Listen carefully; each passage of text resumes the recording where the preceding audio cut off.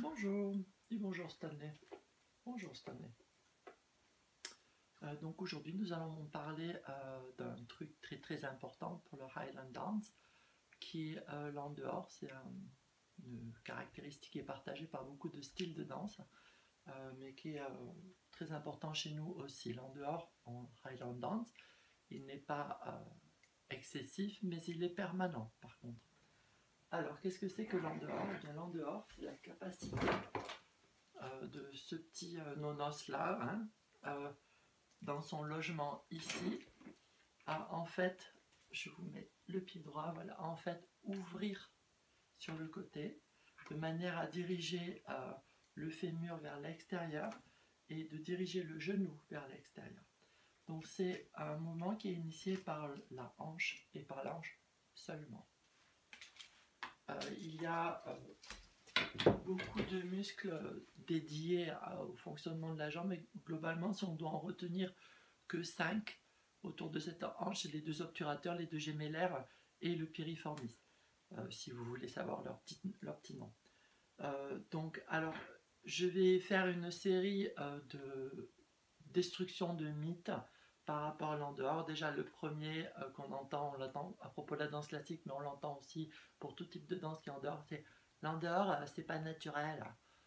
Bon, alors, une bonne fois pour toutes, la nature, c'est l'ensemble des phénomènes observables, donc ce qui existe est naturel. Voilà, point barre, fin du match. Vous avez la possibilité d'ouvrir en dehors, donc c'est naturel d'ouvrir en dehors. Dans la vie de tous les jours, votre ouverture comme ça, elle vous sert lorsque vous marchez de biais ou lorsque vous reculez, à en fait augmenter votre surface au sol. C'est pour ça qu'on danse en dehors, parce qu'on est plus stable en dehors, on augmente la surface au sol. Bon, alors maintenant, il y a des petits principes à savoir et des choses à ne pas à penser différemment lorsqu'on va solliciter l'en dehors. Et effectivement, ce qui est moins habituel, notez que je ne dis pas naturel, je dis habituel, ce qui est moins habituel, c'est de se rester en dehors comme ça et de bouger en dehors comme ça. Ceci dit, c'est possible et complètement possible, et c'est possible de le faire de manière saine. Alors il y a des choses à savoir, c'est que déjà, il faut que l'en-dehors, ce soit un mouvement volontaire et constant, qui part du haut de la hanche jusqu'au bas du pied. Et donc, il est très essentiel que ce mouvement, il soit anatomique et respectueux des autres articulations. Donc déjà, je vais implémenter un exercice qui va permettre de le trouver. Je me mets en parallèle à la largeur de mes hanches ici. Voilà, mes pointes de pied sont dirigées vers l'avant. Je saute un petit peu sur mes talons pour être sûr que le poids du corps n'est absolument pas sur mes talons.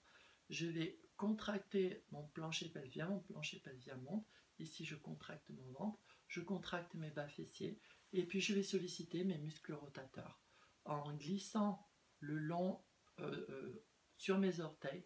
J'ouvre ici, je me mets en dehors, je relâche, je contracte et je utilise mes rotateurs pour me mettre en dehors. Je me mets en dehors, c'est-à-dire c'est un effort, je le sens, un effort d'ouverture comme ça. Voilà.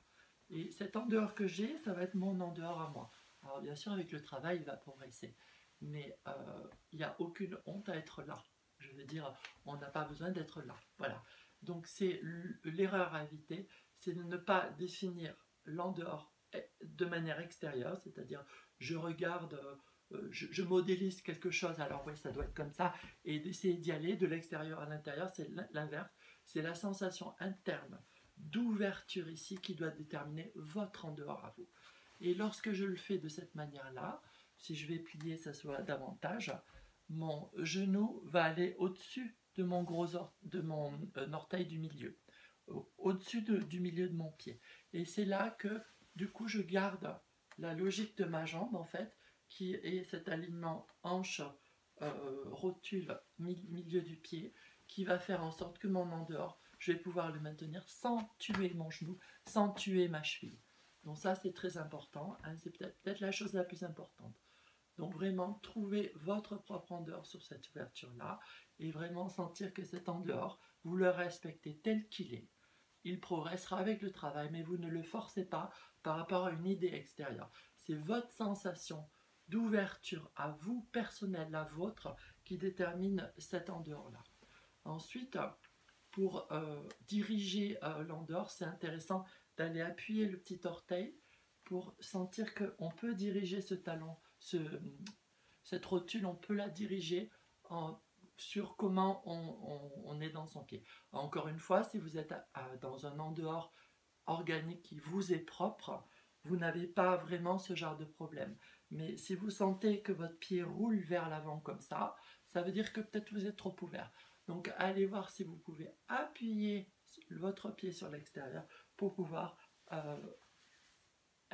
optimiser cette ouverture-là. La dernière chose à savoir, c'est que, comme je l'ai dit sur la vidéo qui concernait l'alignement, il y a un alignement mécanique qui va rendre cet en dehors optimal et possible. Si vous êtes ici, comme ça ne va pas être possible. Vous avez besoin de descendre votre sacrum, de diriger ce logement ici vraiment en position médiane, de manière à ce que votre ouverture, elle soit déjà squelettiquement et mécaniquement maximisée.